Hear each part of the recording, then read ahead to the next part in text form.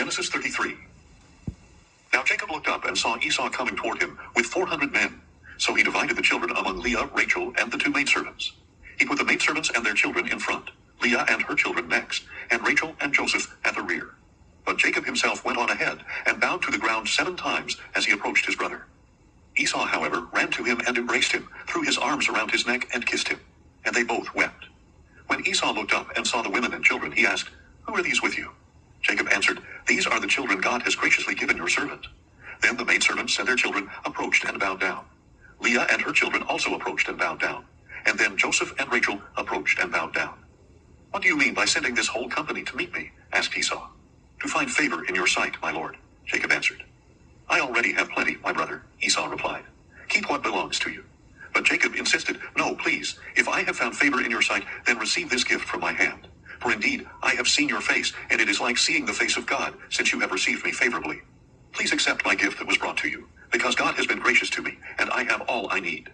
So Jacob pressed him until he accepted. Then Esau said, "Let us be on our way, and I will go ahead of you." But Jacob replied, "My lord knows that the children are frail, and I must care for sheep and cattle that are nursing their young. If they are driven hard for even a day, all the animals will die.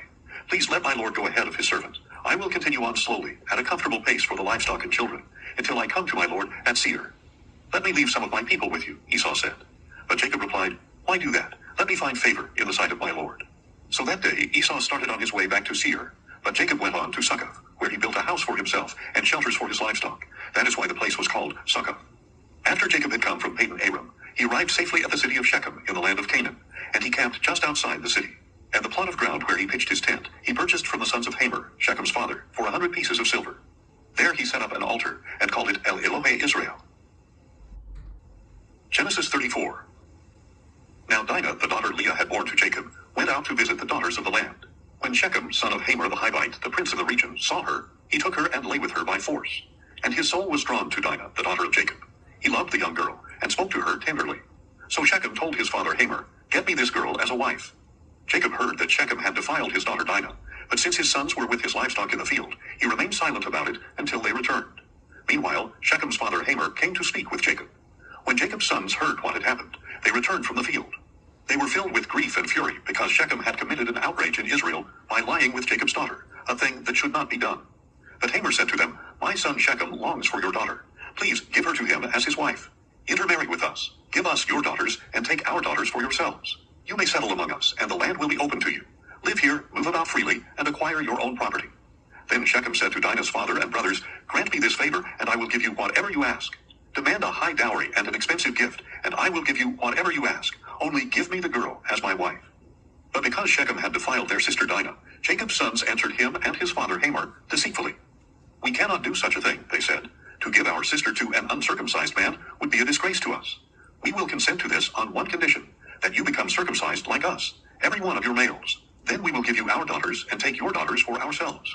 We will dwell among you and become one people. But if you will not agree to be circumcised, then we will take our sister and go." Their offer seemed good to Hamor and his son Shechem. The young man, who was the most respected of all his father's household, did not hesitate to fulfill this request, because he was delighted with Jacob's daughter.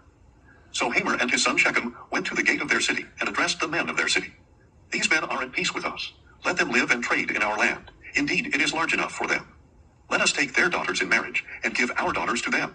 But only on this condition will the men agree to dwell with us and be one people, if all our men are circumcised as they are. Will not their livestock, their possessions, and all their animals become ours? Only let us consent to them, and they will dwell among us." All the men who went out of the city gate listened to Hamor and his son Shechem, and every male of the city was circumcised. 3 days later, while they were still in pain, 2 of Jacob's sons, Dinah's brothers Simeon and Levi, took their swords, went into the unsuspecting city, and slaughtered every male. They killed Hamor and his son Shechem with their swords, took Dinah out of Shechem's house, and went away. Jacob's other sons came upon the slaughter and looted the city, because their sister had been defiled. They took their flocks and herds and donkeys, and everything else in the city or in the field. They carried off all their possessions, and women and children, and they plundered everything in their houses.